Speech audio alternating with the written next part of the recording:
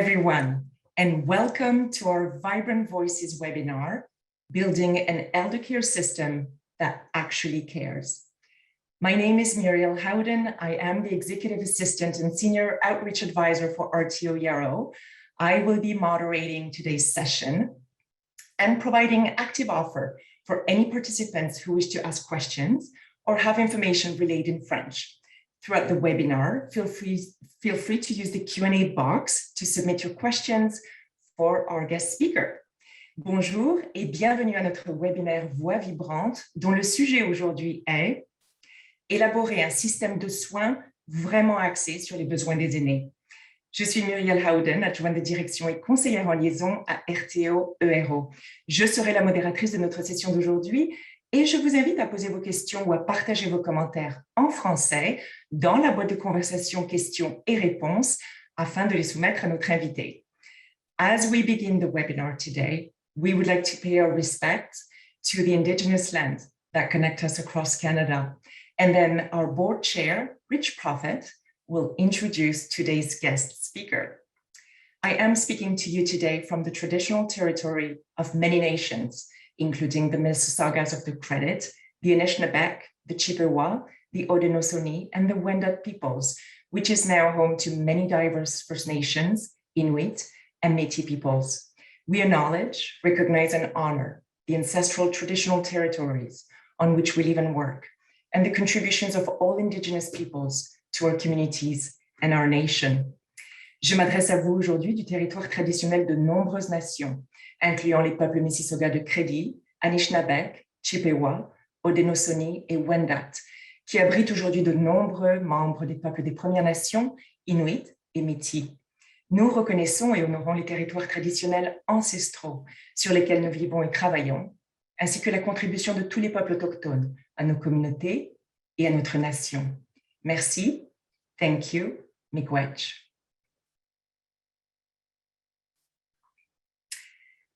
And now to Rich. I will let Rich introduce our guest speaker today. Thank you, Muriel. Hello, my name is Rich Prophet. I'm chair of the board of directors at RTO ERO, and I want to thank you for joining us today. RTO ERO is a bilingual, trusted voice on healthy, active living in the retirement journey. We work with our members and partners to advocate for critical policy improvements to address urgent needs now and create a more secure and compassionate future for everyone. Our three key advocacy issues are senior strategy, also geriatric healthcare, which also may be known as physical and mental health of older adults, and environmental stewardship. I am delighted to introduce our special guest speaker for today's webinar. Andre Picard is a nationally recognized health reporter and columnist for the Globe and Mail, where he has been a staff writer since 1987. Mr. Picard is also the author of 5 best-selling books, and his new book, Neglected No More: The Urgent Need to Improve the Lives of Canada's Elders in the Wake of a Pandemic, is available now for pre-order. As one of Canada's top health and public policy observers and commentators, he truly is an expert on this topic.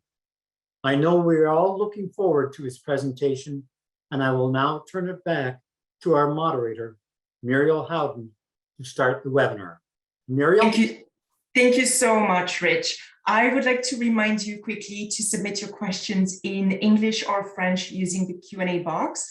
Note that the chat box is not monitored, so make sure you use the Q&A box.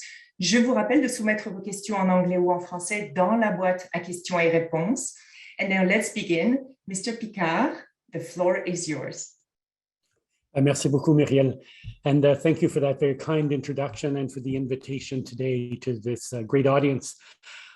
Today, I want to talk about an issue that should preoccupy all of us of a certain age, and you might be able to tell from my hair color that I fit in that demographic. And that question is, where and how do we want to live as we age? This is one of the key questions of our time in an aging society.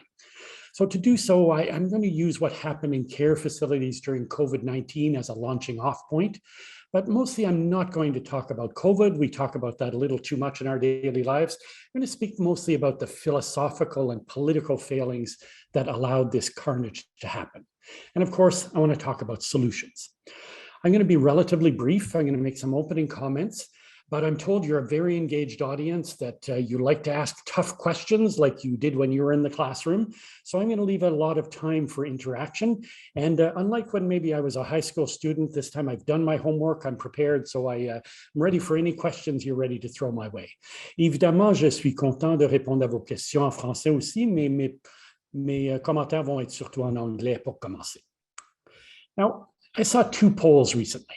One said that 90% of Canadians never wanted to go into a long-term care facility.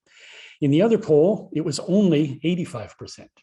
Now, these numbers are no surprise, especially given the carnage that happened during COVID-19. People were leery about long-term care before the pandemic, and now they're downright frightened. We've had about 27,250 pandemic deaths in Canada to date, and more than 18,000 of those have occurred in long-term care homes and retirement homes, so in congregate settings. Worse, the numbers are horrifying, but even worse is the way people died.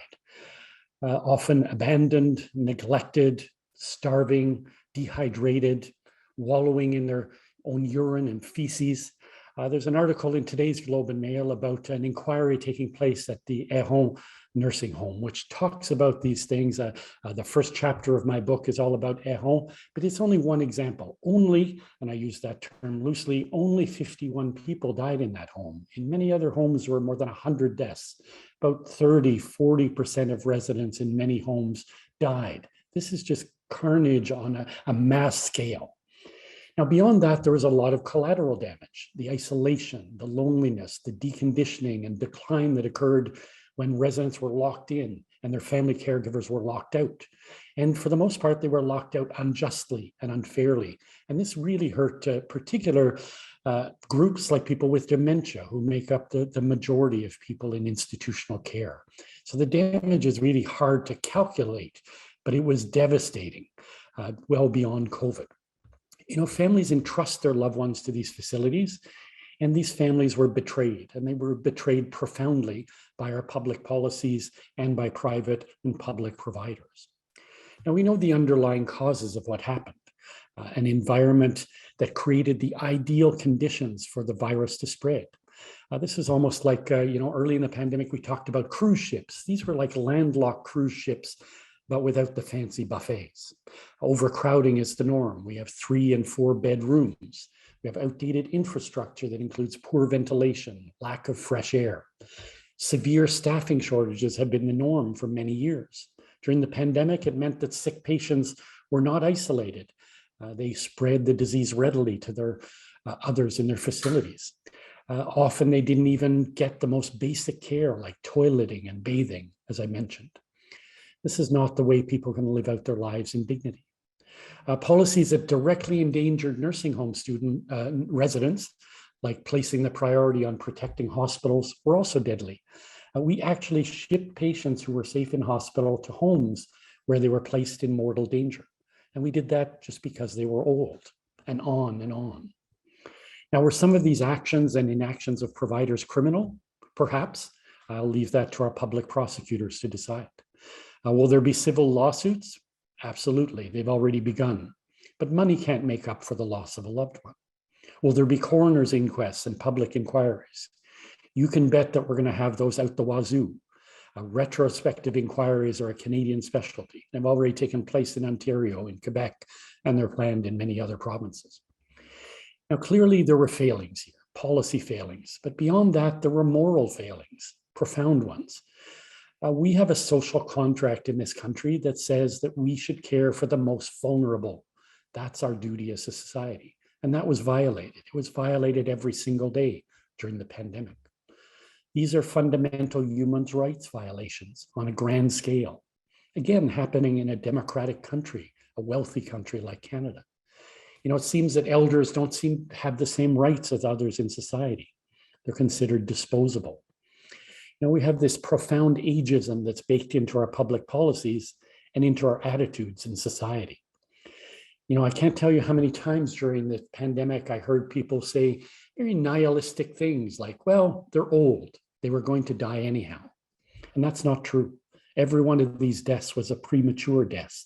Every one of these deaths was preventable.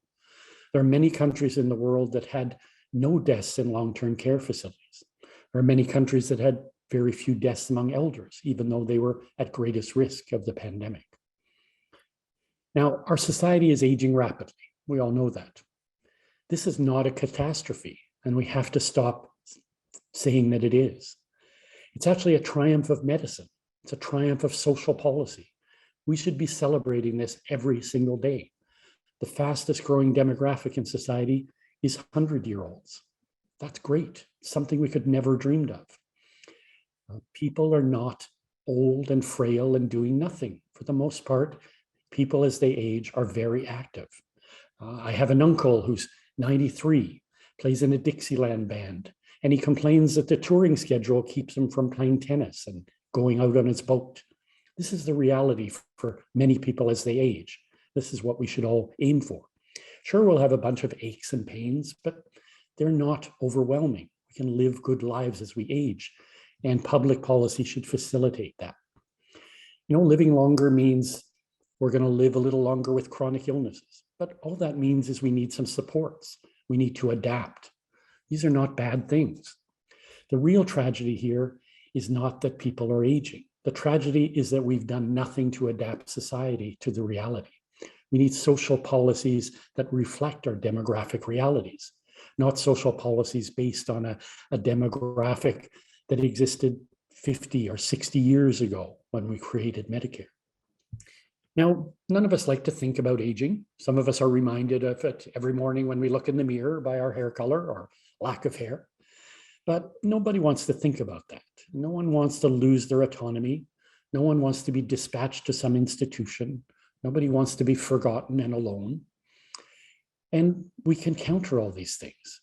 This sector, I'm critical of the sector, the long-term care sector, the elder care sector, but it's never going to win a popularity contest. This isn't Disney World. Getting old isn't always fun, but long-term care is essential for some, for a very small minority. But we have to ensure the care they do need and the care they get is safe and dignified. That has to be the number one priority. Now, you heard in the introduction that during the pandemic, I wrote a book called Neglected No More. And it's not about COVID, except very peripherally, nor is it a condemnation of the sector whole hog. It's about larger themes that I've been writing about for decades, and the pandemic gave me an opportunity to explore them in more depth. So what kind of issues? How do we ensure that every Canadian gets the right care, the right place, at the right time? That matters to elders because they make up most of the patients in our system. Again, that's not a bad thing. That's reality. As we get older, we need a little bit more help. 2, how do we structure our health and welfare system so that everyone can live life to their full potential? That's really all we can dream of. Live to our full potential, whatever that is. And finally, how do we, in all our healthcare interactions, prioritize quality of life? Not just quantity, not doing stuff to people, but helping them live a good life till the end.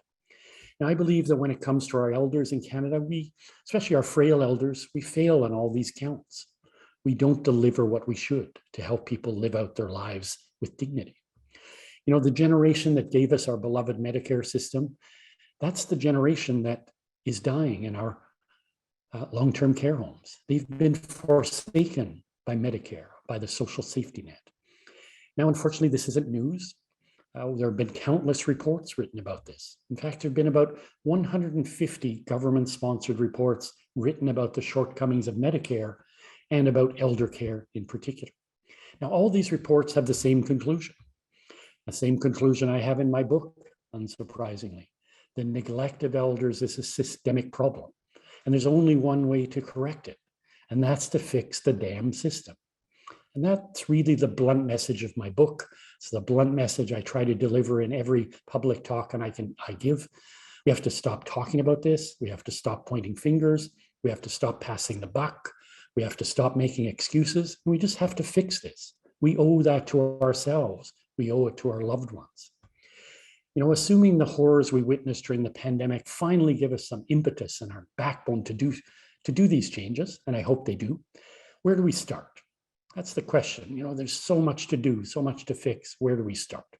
I think we have to start within ourselves. We have to start with a fundamental change of attitude by adopting a philosophy that says we value our elders and we want them to remain active members of our community.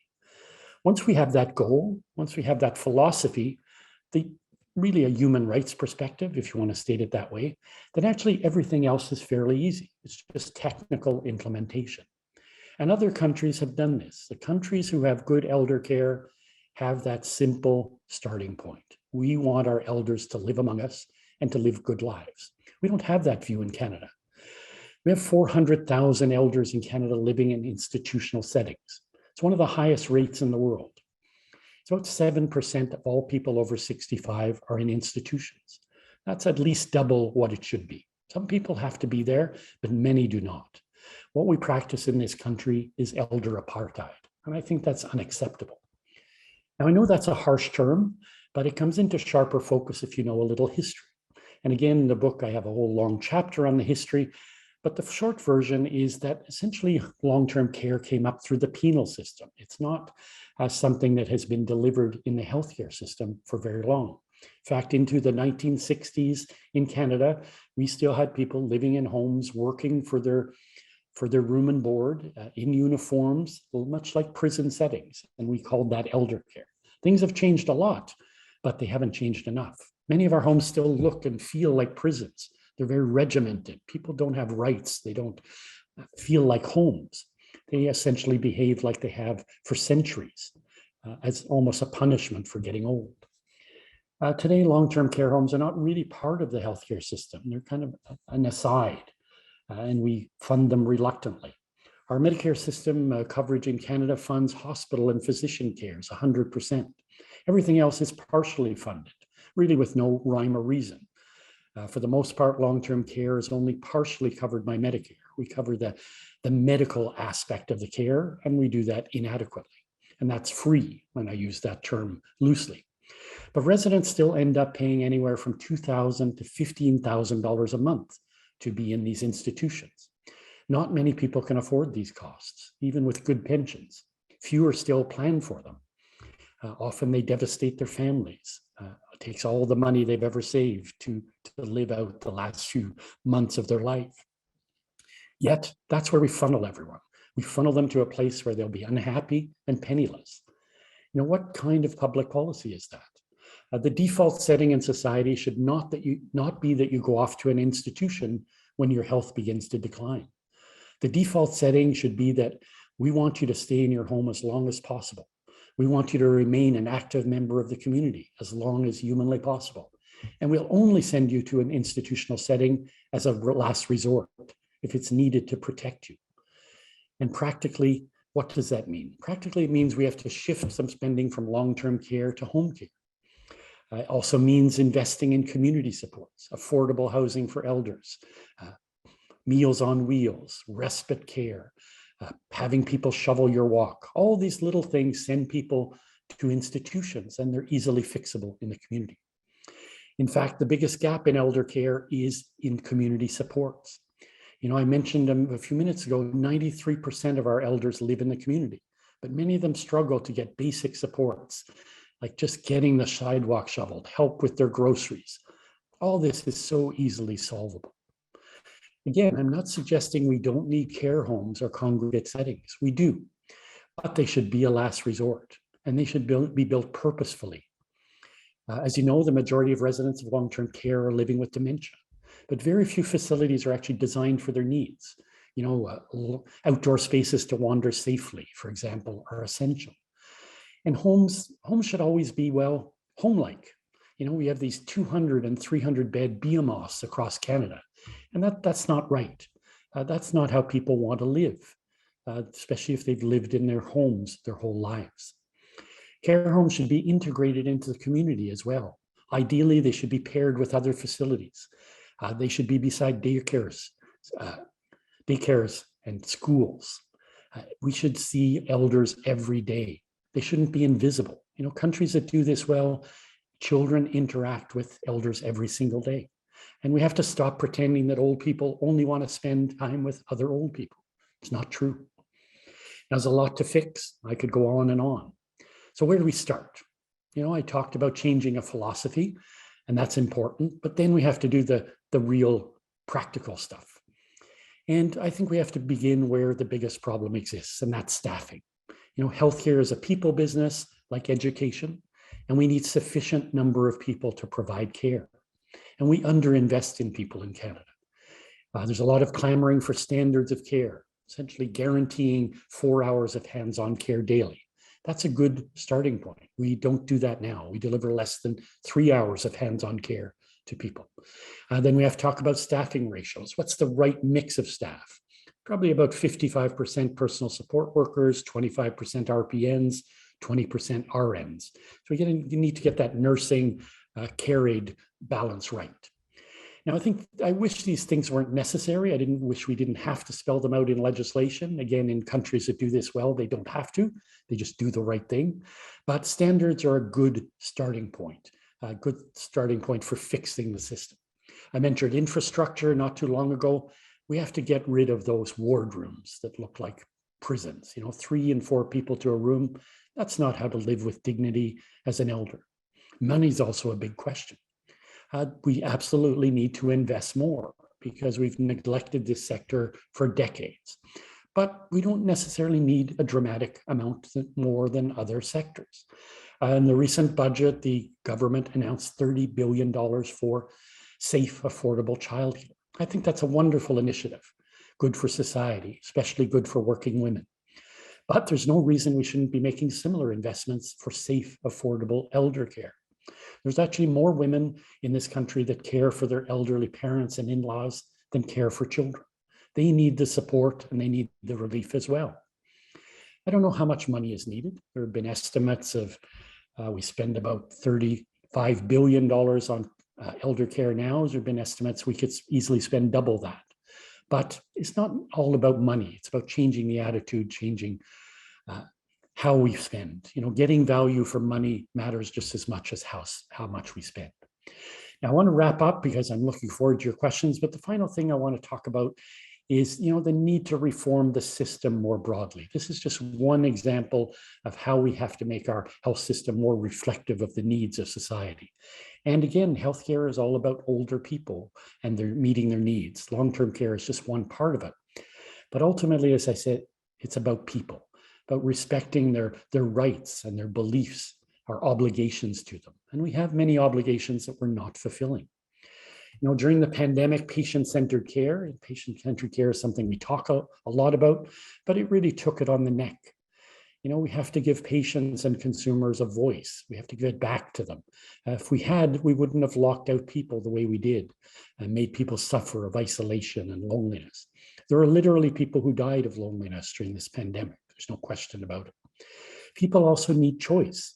They need real choice about where they live out their final years, about how they live them out. They don't just need care, but they need quality care. They need dignified care. And all of this is possible.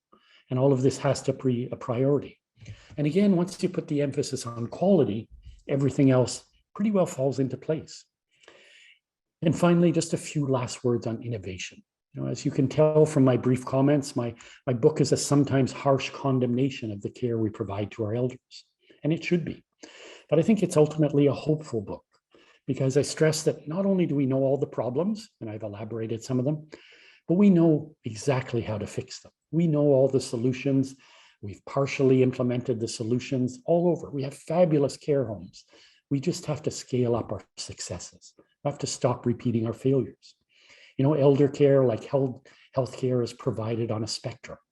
Yes, there are some terrible homes, the errons of the world that we're looking at in inquiries, but there are also a lot of good ones too. And I should note in passing, way too many mediocre ones. But every problem we have has been resolved over and over again. We've done it in pilot projects. We've done it on a small scale. We have to scale up our successes more broadly. Now, during my book tour, which was virtual, by the way, like everyone else, I haven't traveled much. But during this virtual book tour, I participated in many, many call-in shows and public forums. I always requested that the same question be asked. The same question I asked you at the beginning of my talk. Where and how do you want to live as you age? The answers I got were overwhelmingly similar everywhere in the country, in every age group, in every economic group. And that gives me hope. People all want the same thing. They know what they want to do. Everyone wants to remain in the community. Everyone wants to remain in their homes as long as possible. You know, the expression, there's no place like home, is one that people take quite literally, one we should respect. To the broader question, how do you want to live as you age? The answer can be summarized in 3 words. Everyone wants the same thing: autonomy, respect, and dignity. Surely we've all earned those. So we must insist that our health and social welfare system delivers those to the very end of our lives. We have to ensure that our health and social policies reflect our values. And I think we have good values. We have them individually. Every one of us loves our mothers, our grandmothers, wants them to be cared for respectfully. And we just have to extend that to the collectivity away from the individual. We have to once and for all demand that all our elders are neglected no more. So I'm going to stop there. Again, thank you for the opportunity to be here, and I'm really happy to answer any questions on or off topic that you might have today. Thank you. Thank you so much, Andre. This is such a very important and relevant topic. So we are indeed going to move to into the question and answer period. And I can see that we have received a lot of questions. We have a lot of questions in the queue, which is wonderful. Thank you all. So we'll get to as many questions as possible in the time that we have today. Just would like to remind you to submit your questions to our guest, André Picard, in English or in French using the Q&A box, as the chat box is not monitored. So, je vous rappelle de soumettre vos questions en anglais ou en français à notre invité André Picard dans la boîte à questions et réponses. Okay, so André, let's move to the first question. It comes from Claudia, and the question is, should we be asking for LTCs, long-term care, to be included in the Canada Health Act to ensure that residents have the protection of being with the same status as hospital? I think the answer to that question is we definitely need to have better public funding. We have to be more clear why people are, when and how people are funded. You know, the big problem with our Medicare in Canada is not clear why many things are covered and how. So people want clarity on that. Opening up the Canada Health Act, I think I am not very keen on that. I think that's would open a Pandora's box. I think it can be done with parallel legislation more easily. But yeah, the underlying issue is, yes, we have to fund this better and smarter to ensure that people can afford to get in homes when they need them. Thank you. Thank you. So the next question is, why do so few people feel called to work with older people? Is it an expression of ageism? I think there's a little bit of ageism in there, but you know, a lot of people love working with older people. It's very rewarding work. It's, you know, there are a lot of good care workers out there, but they're dissuaded from doing it. They have terrible wages. They have terrible work conditions.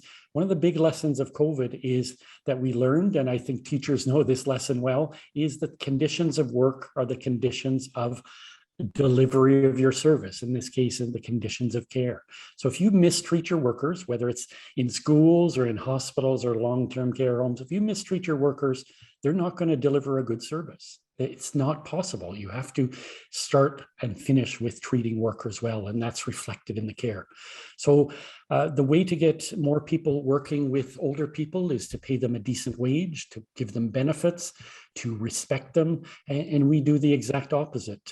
There's a hierarchy in healthcare about, you know, where you work. A hospital is the ideal, and you get paid more and you get better benefits, and then you move into long-term care and you get a lot less pay and a lot less, you don't get full-time work, and then home care is the bottom of the barrel. You have to scramble to stick together a whole bunch of short-term contracts. So we have to have equity across the board. Every nurse, every personal support worker should be paid the same, regardless of where they work. And that would resolve a lot of these problems almost overnight, because a lot of people would love to get out of the hospital and work with people in their homes, work in care homes.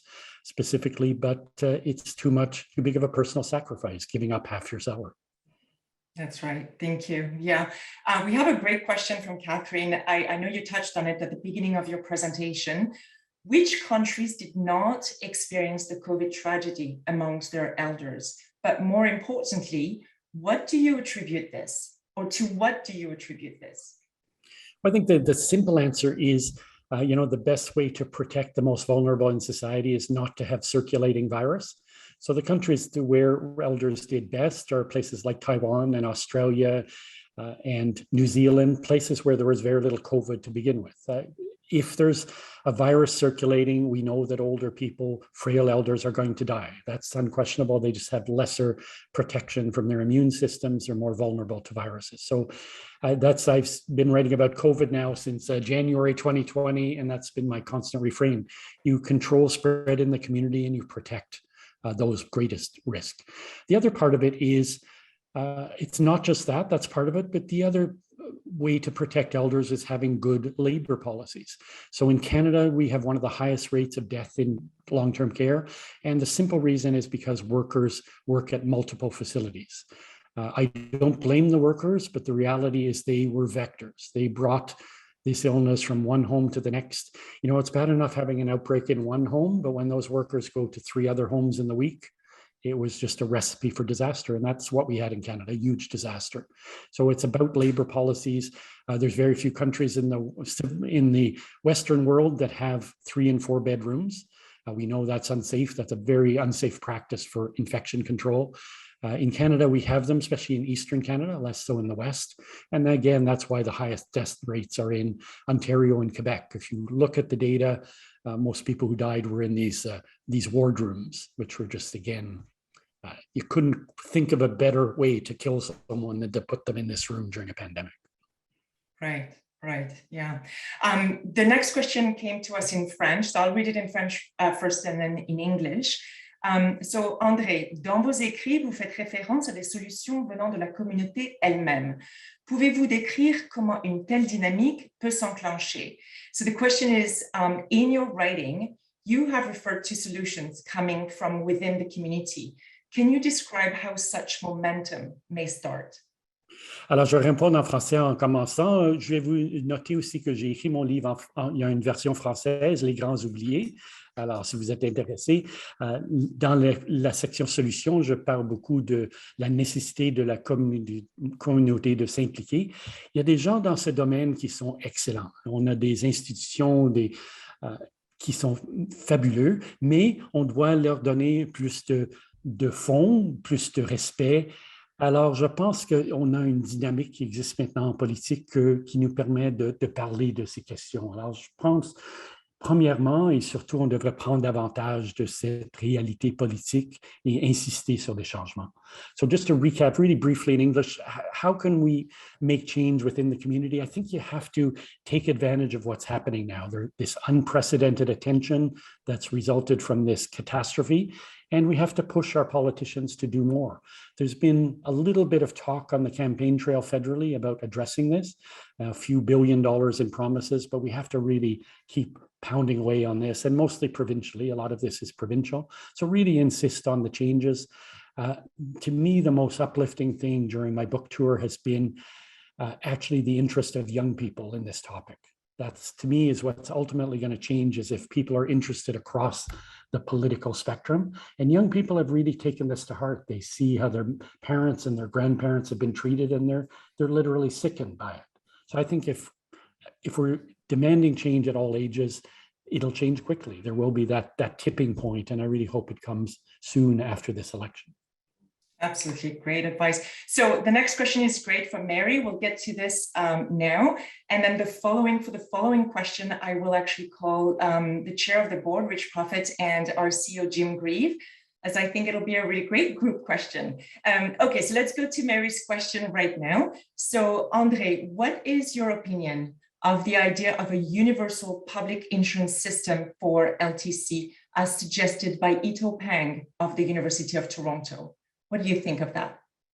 Yeah, I addressed this a little bit earlier, but I think it's necessary. I think we just have to decide what are the limits of it, right? We can't fund all things for all people all the time.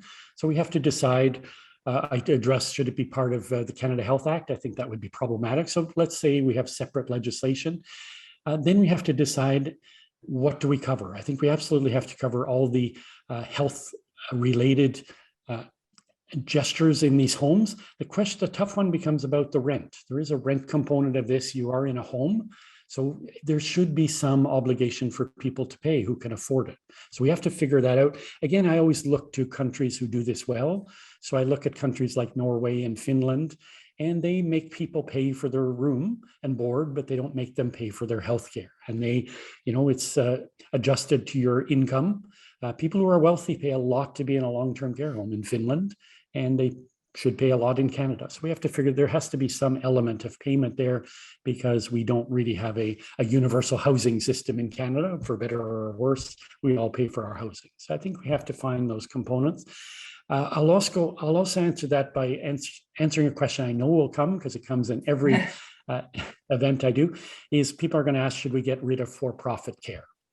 And my answer to that doesn't please everyone, but I don't think that's a priority. I think it's problematic. I don't think we need private for-profit care, but I don't think if we got rid of it overnight, it would have changed anything.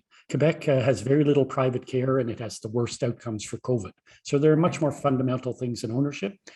The other thing about private public is there was a good report in Ontario about this that had a really great solution, and one that I agree with. It said that there should be no profit in care. So the care element should always be delivered by not-for-profits, by government institutions. And who owns the building, who collects the rent? I don't care about that. That can be for profit. It should be regulated, it should be legislated, but I don't care. One of the big problems in our long-term care sector right now is we have real estate companies who are forced to deliver care, and they don't want to. They don't make money off care. They don't like doing it. They shouldn't be doing it. They like the real estate component. They make a lot of money off that. Well, let them do it. And we have to really, I think, separate those two components. And that to me deals with the for-profit element that bothers a lot of people. That is such an interesting point. Thank you. So for the next question, we're going to make it a group answer, but I'm going to call on to Rich Puffett, the chair of the board, and Jim Grieve, our CEO. So let me read the question first. Can you think of a possible champion, whether a person or a group, that could successfully influence Canadians and the government to stop neglecting the healthcare needs of older Canadians? So, Rich, do you want to take that on first? Certainly, Muriel. I think what we've seen, something like this, a champion in British Columbia. They also have one, I believe, in Nova Scotia. It's called a seniors advocate in the government. It's not tied to either the parties or whatever, but that individual is a great champion for seniors. And in fact, on November the 3rd, Isabel McKenzie, the seniors advocate for British Columbia, is part of a webinar here by RTO ERO. That's one thing. And obviously, we've been advocating for a seniors advocate in Ontario as well. Another great champion, we're advocating for a UN convention on the rights of older people.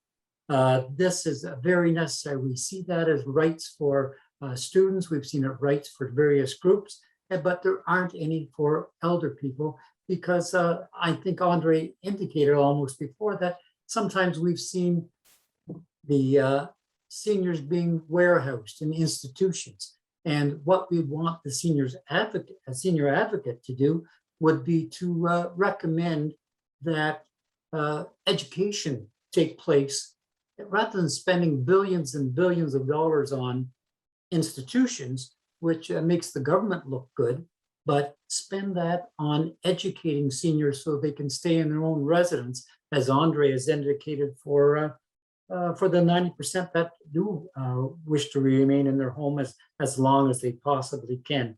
As I said, we ourselves, the National Institute on Aging, we partnered with them, and we're having research.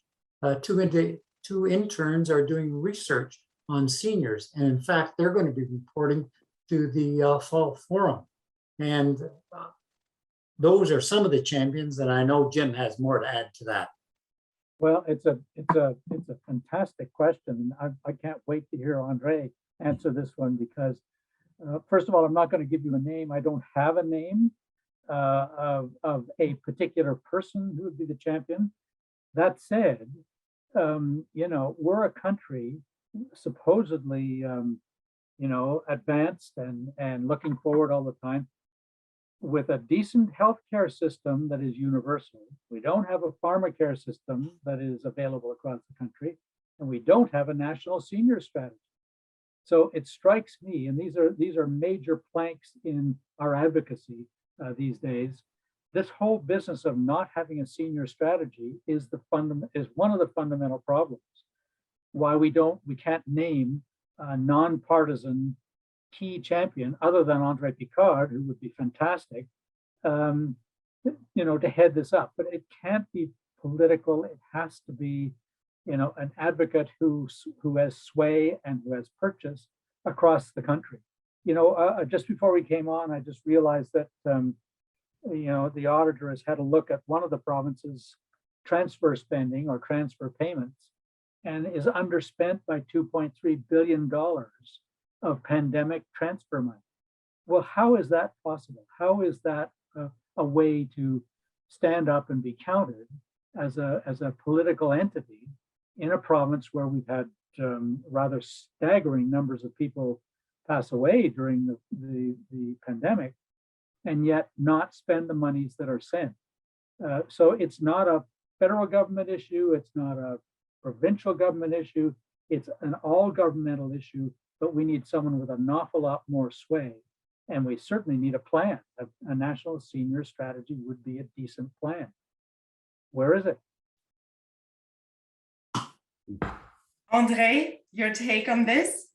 Well, those are very good suggestions. I can hardly do better, but I would just, I would urge people to, if they have the chance to listen to Isabel McKenzie. She's the seniors advocate in BC. In my book, I say every province should have a seniors advocate. I say she is the one person who's changed elder care for the better in this country more than anyone. So she really listen to her. She has a lot of wisdom to share. Beyond that, I would say, I think in governments, we have to have ministers for seniors that are not just junior ministries, that have to actually oversee the delivery of care to seniors broadly. In a province like Ontario, for example, seniors care is spread over 5 different ministries, so no one is responsible. Everyone passes the buck. We need someone with clout in cabinet. This is a really important demographic, and that cabinet post should have clout, and it doesn't. And the final thing I'll say is, I think the single most important thing is we should all be our own advocates. That's really what will change things. If every individual takes interest in this, especially when we're relatively young and relatively healthy, we should all be fighting now to ensure that we're going to get decent care when we need it. When you need it, it's too late, unfortunately. You're in crisis. There's a lot of demands on your time and you just can't advocate. So take advantage now, get your grandchildren and your children involved, because they're going to benefit from it if you get good care. This is amazing, Andre. And actually, RTO Yarrow is all about advocacy. So it's such a really, really good point. We have a really great question coming from Karen. And of course, you've touched on this, but can we have places for elders to live independently, but in a welcoming, assistive community setting, especially when the physical layout of the home is just no longer safe? Is it doable? Oh, it's absolutely doable. It exists all over the world. In a chapter of my book, I look at long-term care facilities or elder care around the world. And the one I single out as really the gold standard is Denmark. So Denmark has adopted this philosophy in the 1980s. It said our society is aging. How are we going to respond? And they said, we're going to ensure that elders remain among us. So they made this deliberate decision, and then they built a system to do that. So they have excellent home care. So many people can stay in their homes and they get assistance. And then they have care homes that actually look like homes. So they're roughly a dozen people. If I walk down the street in Copenhagen, which I've done, you can see family home, care home, family home. You don't know the difference. People don't wear uniforms. The help is just, they live there. They live with the residents. The residents get to cook and eat when they want, to get up when they want. It's actually their homes. It's not like our institutions where it's regimented. You eat breakfast at 6, you have your dinner at 4 p.m., unfortunately, and stuff like that. So make it a home. They're all beside schools, they're all beside daycare centers, so that when the kids have recess, they come and play with the older people. It's just normal for them. So that's what we have to do. And society they adapted their society so that older people can, the lights last longer, just little things like that. We're going to give you 40 seconds to cross the intersection, not 20, which is impossible for you to do. These little things really matter dramatically, but you have to think about them. So yeah, the answer to the question is yes. We have excellent models of this in Canada. There's a lot of commercial models out there. I don't want to promote any one in particular, but there's Green Homes and Eden Alternative. They all have fancy names, but they all have the same thing. Small, intimate settings where the residents do what they want. They live, they decide how care is provided and how they live. It's not an institutional imposition. Dementia villages are another example. Which are great. The only problem is they're extremely expensive. You have to pay out of pocket. Not many people can afford $10,000 or $15,000 a month. We should be able to provide this care in our public system to people who need it. And then I'll finally say, because I don't want to badmouth the public system, one of the best homes in Canada, the last chapter of my book is about Sunnybrook Veterans Center in Toronto. That's an old rundown building. It doesn't look very nice, but the care is fabulous. And it's all about patient-centered care. The average age in that facility is 94. So there's a lot of not very young men living there, all of them with dementia. They have a beautiful wandering garden. You can go out and wander in the garden day or night.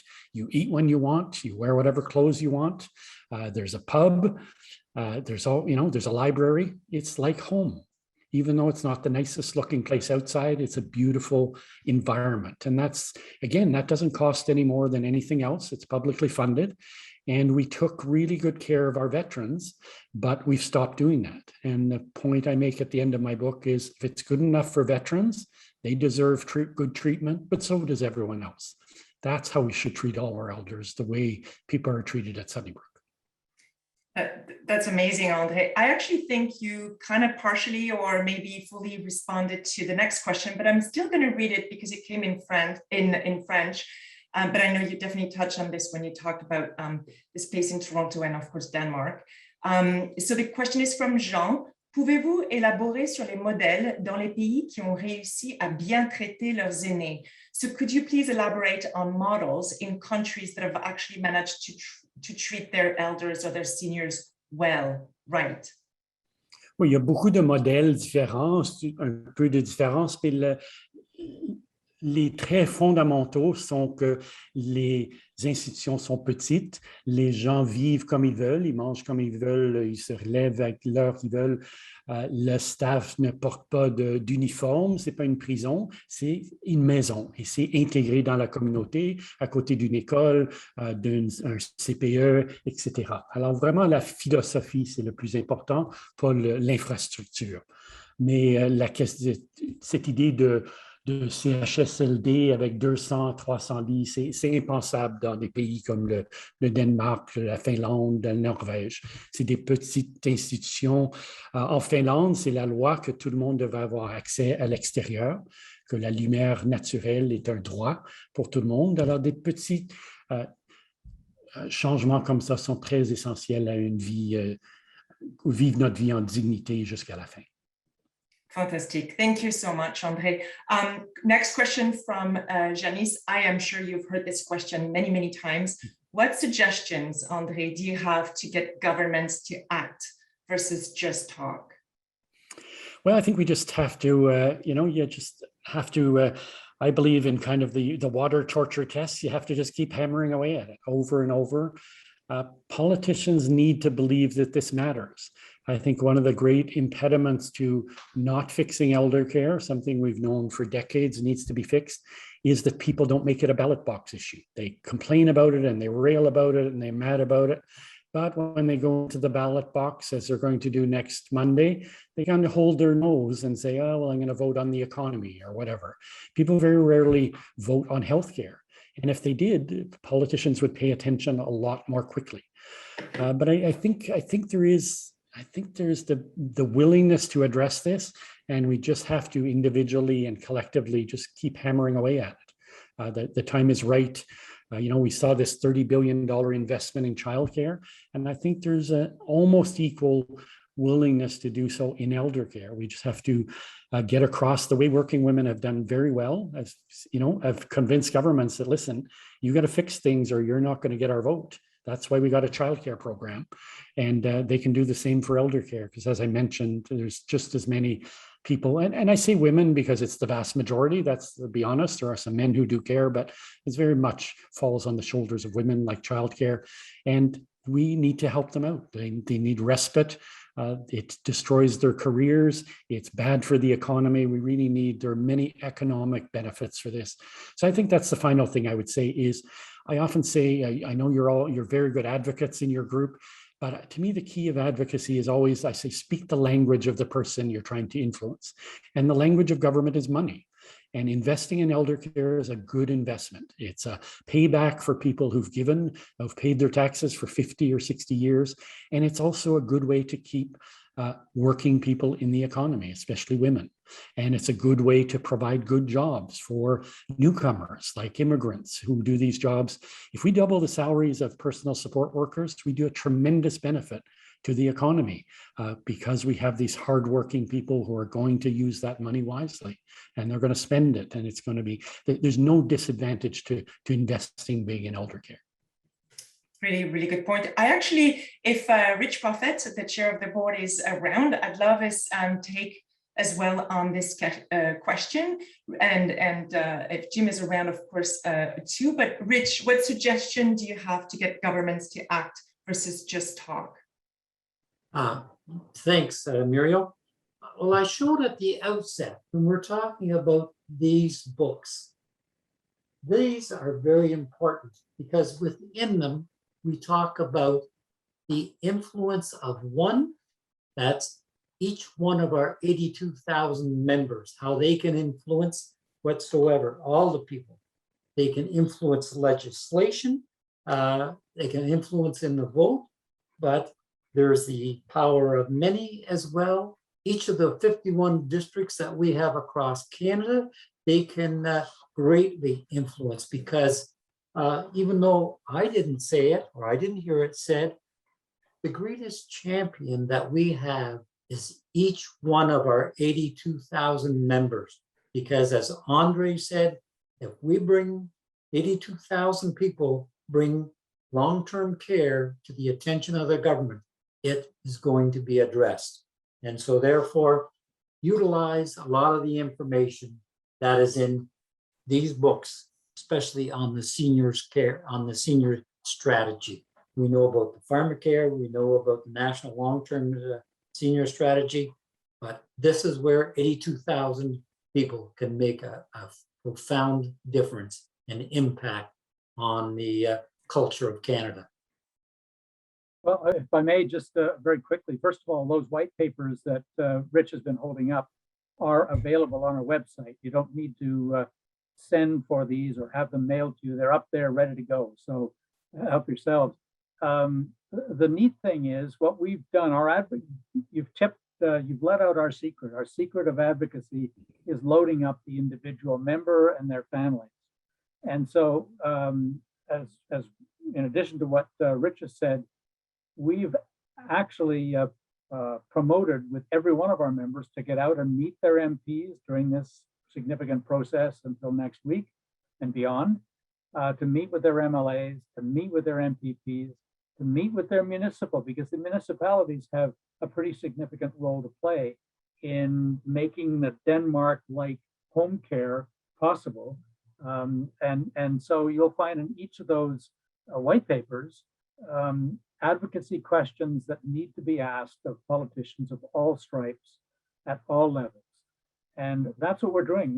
We're in, sorry to use a sports analogy, we're using a full court press on all levels to really advocate this whole issue of seniors' health and seniors' respect and growing old with dignity in your home if you can do it.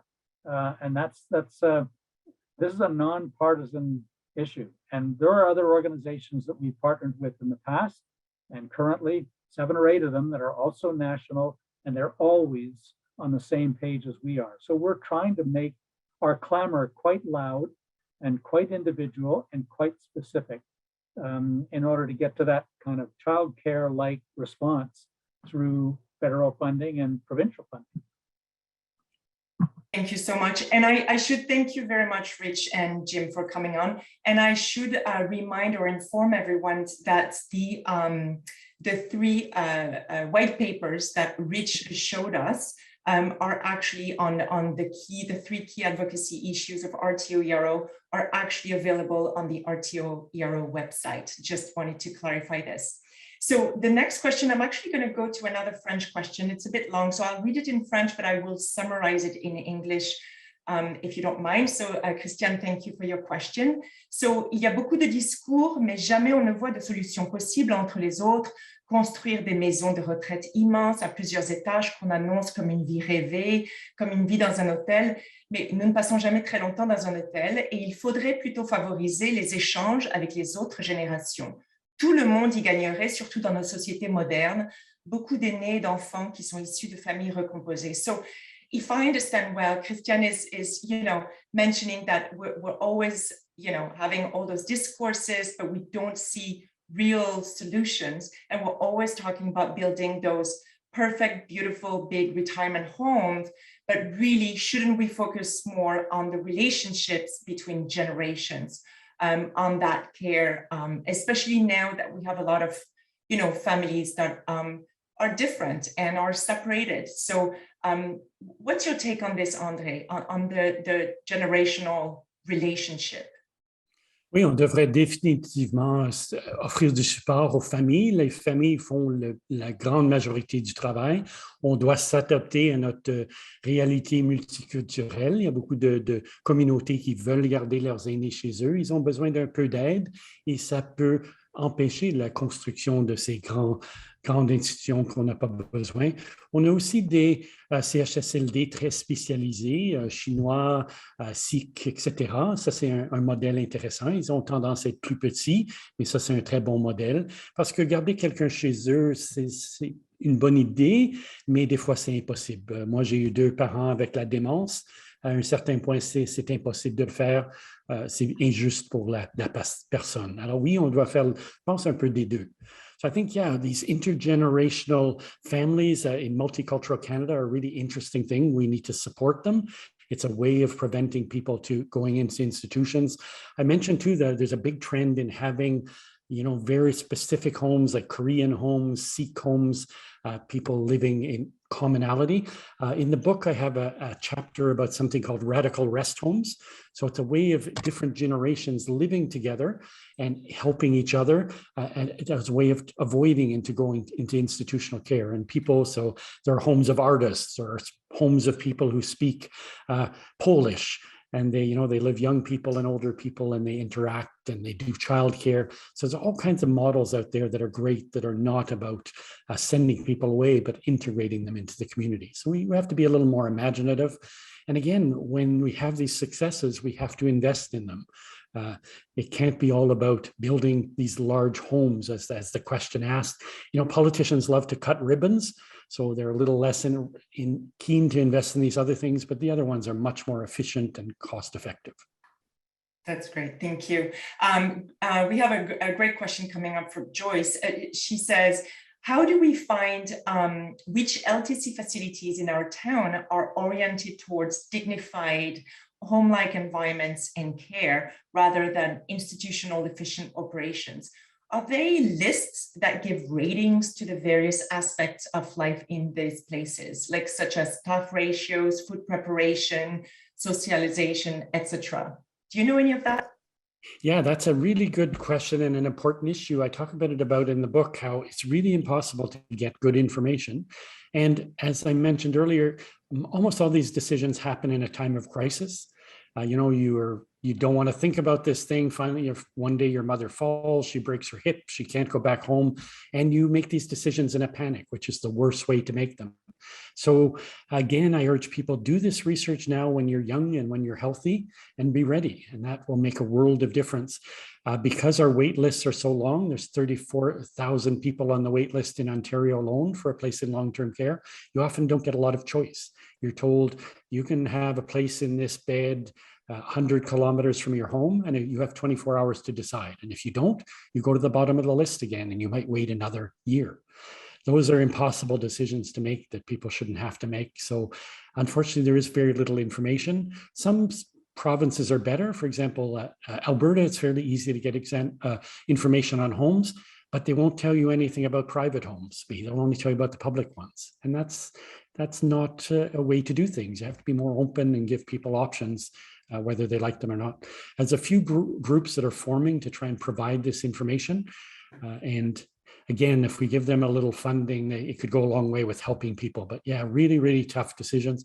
One of the big failings of our healthcare system, where do you get basic information to navigate what you need? And it's a big hole. Yeah, thank you.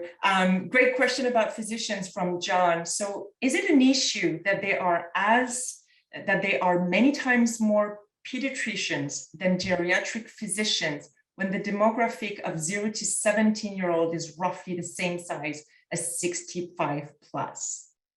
Yeah, it's a really good example of how our public policies are illogical, that we do train many more pediatricians and geriatricians, and it makes no sense. Again, that's a policy that's existed since the 50s, and we just don't change it. And yeah, we have to change really fundamental things like that. We also have to make geriatrics more attractive. It shouldn't be a really low-paying job. It should be a job that people covet. And that's about changing societal attitudes as well. So yeah, it's a really good example of illogic in the system. Yeah, and we have a question from Jean Franklin Hensher, who may sound familiar to you, André. It's a very important question. So I'm presently a sole caregiver at home for my husband. We have no children and no siblings who live nearby. After 2 years of being constantly on duty 24/7, I'm tired. And yes, I want to keep my husband at home as long as possible. So the question is, what could society do to help caregivers like me continue our important work? Yeah, really important question. Sadly, I hear these stories over and over again. That's the reality, is older women caring for their even older husbands. So that's what most caregiving is. There are 7.8 million people in Canada who provide care to a loved one, and about 10% of them, about 800,000 people, do it as a full-time job, unpaid job, about 50 hours a week or more. That's the reality. We burn people out. We drive them into the ground, and again, people end up in institutions as a result.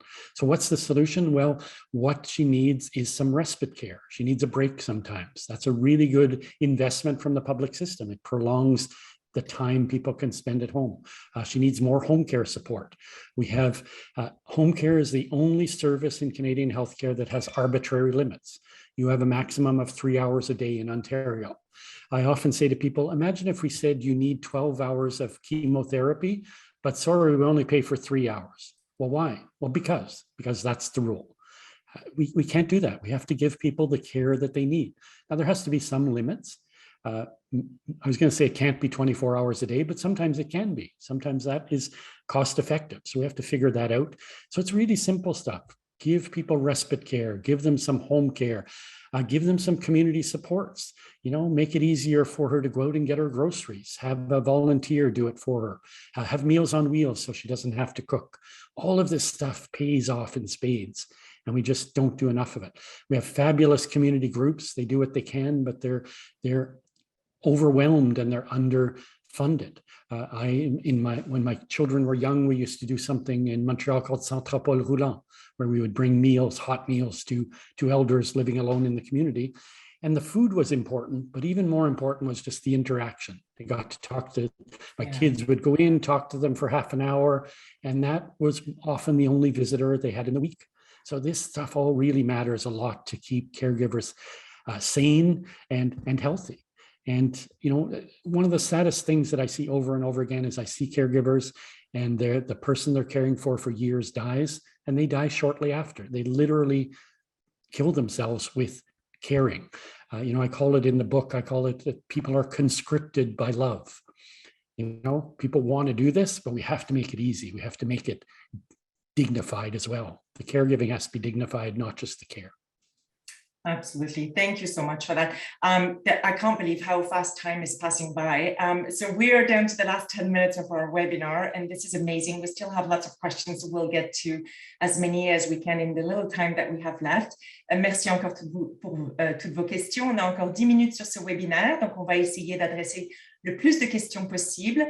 So the next one, André, is from Jerry. Are naturally occurring retirement communities, the NORC, part of the answer to the LTC problem, and why or why not? Yeah, so good question about NORCs. I do have a chapter in the book about them. So what they are, so if people who don't know, is if you travel around your cities, you'll notice that there are neighborhoods with lots of old people. People have just been living in their homes forever. And this is essentially a naturally occurring retirement community. So all these retirees live in the same area. So what do? Do you ship them off one at a time to a care home, or do you bring services to them? So if you bring services to them, it's way more efficient. People are happier, and that's what we have to do. So NORCs are often done in apartment buildings. So you take apartment buildings, they're not retirement homes officially, but they're full of retirees. And what you do, I have an example in Toronto, you move in nurses. The nurses live there. They go up and down when people need help. People go in and cook meals. And it's a way of preventing this awful transition to care homes. It's way, way more expensive where people don't want to be. So it's all about keeping people in the community, whether it's in standalone homes or apartments. Really good, and there's really good models all over Canada, but underfunded, underused.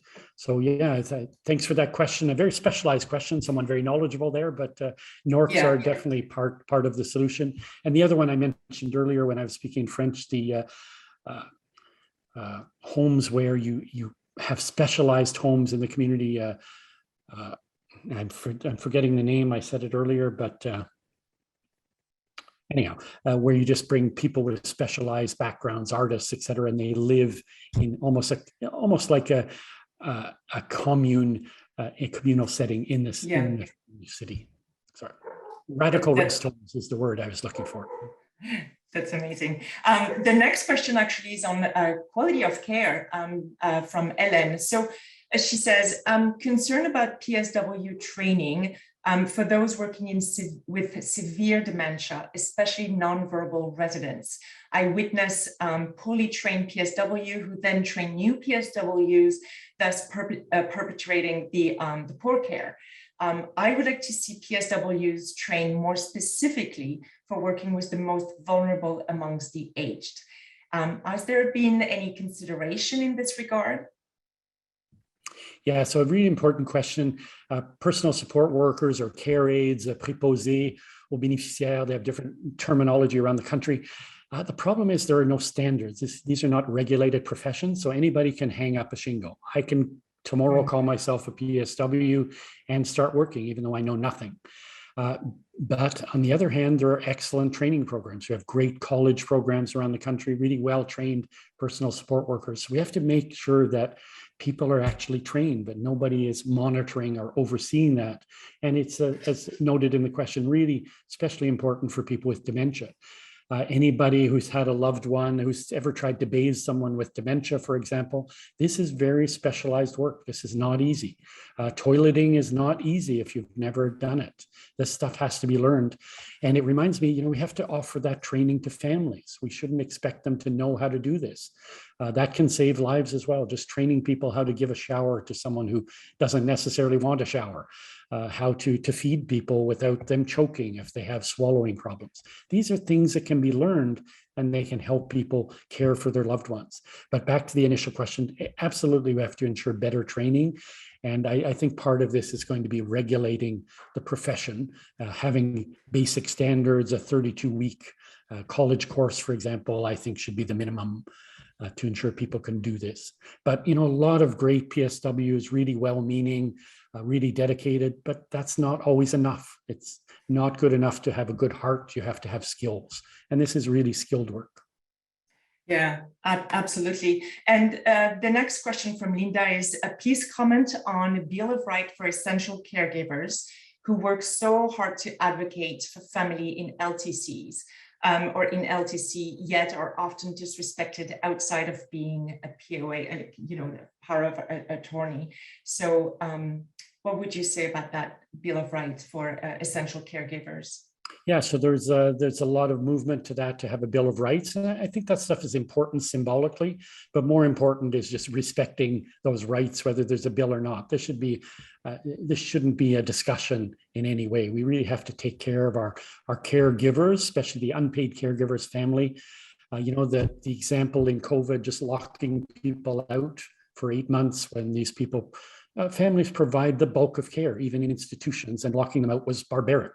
Was unacceptable. We had to find better ways to keep people from spreading illness rather than allowing people to die of isolation and loneliness. So that's an example of where rights were just fundamentally abused because it was easy for government, and it shouldn't be easy for government. It should be easy for caregivers.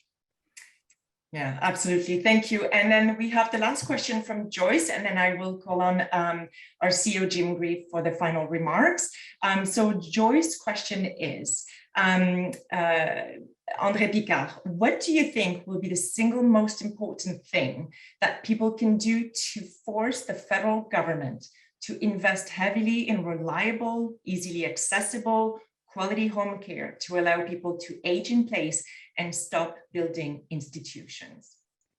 Yeah, I think again, it comes back to, I think the single most important thing is getting the message across that we all want to live out our lives in a dignified manner, that, providing physician care and hospital care is important. That's the crux of our Medicare system, but that's not enough.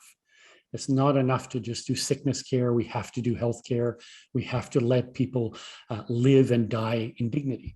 And we just have to keep, as I said before, just hammer away at that. And we have to convince them and we have to make it a ballot issue. If people know you're going to vote on this, they'll do it.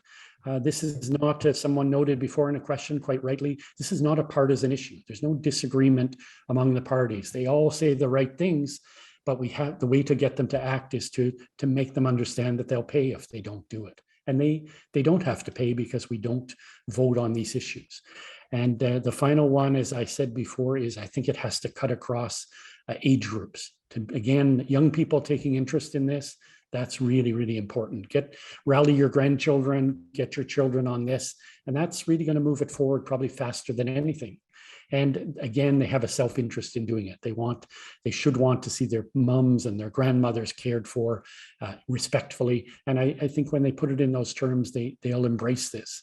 And young people are really good at advocacy. They're much better than us older people. Thank you so much. Jim? Thank you, Muriel. And Andre, honestly, a huge thank you. We anticipated that you'd be fabulous. Many of us have seen you on many, many opportunities on the national or on the agenda or any number of places. Clearly, we need to deeply dive into the book, your book, and we post that title up here on the chat, which is great. What a dynamic presentation. It's exactly what we thought we would get. And true to form, our members are not shy and retiring. They are quite engaged, particularly in this issue. And, part of the reason, we're 53 years old as an organization, but it's only in the last 4 years that we've said we're 82,000 serious retirees who are active voters, actively engaged. And why aren't we taking this as an advocacy issue to heart? And we started that 4 years ago, and we're now regular presence on Queen's Park, in numbers of other provinces when they have election issues, and certainly on Capitol Hill. That is our effort to sort of pull together our membership and load them up with some of the facts and figures. We now can update those thanks to you, and really get their voice, individual voices, heard along with our collective voices. And we're prepared to do all kinds of things. In addition to partnering with 7 or 8 other national organizations, we run webinars like this that inform our membership. And we had, just under 400 people sign on today. Everyone that signed on today, Mr. Picard, will receive the recording of this event so that they can review some of the great words you've used and some of the great questions. But also everybody who registered and was unable to make it will also get that. We don't let any stone go unturned. Thank you so much for what feels like an optimistic direction for long-term care. And the only way that's going to be sustained is if we pick this idea up and keep pushing forward, as you say, and following the money, which is so important in the elder care world at this point. So the recording will come. Everyone will get that. And I do deeply thank you for being a part of this, I think, transformational webinar. You know, for everyone listening and following the recording, I'd like to invite you to join our next Vibrant Voices webinar. It's October 13th, and it's Diana Beresford-Krager, and she is going to be speaking on one of our other issues, and that is environmental stewardship. And her topic is saving the forest, saving us. And honestly, it's just going to be quite another remarkable opportunity to dig into what personally we can do, each of us, to save this forest and save the environment. The other is on November 3rd, Isabel McKenzie. You've heard her name a number of times today, the seniors advocate for the province of British Columbia, very articulate, just like Mr. Picard, and Dr. Carrie Lee Cassidy, a professor of geriatric psychiatry at Dalhousie University in Nova Scotia.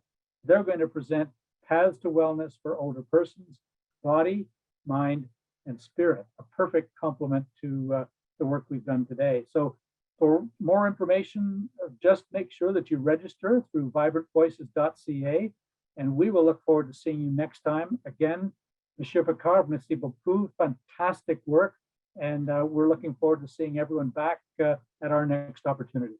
Farewell. Au revoir.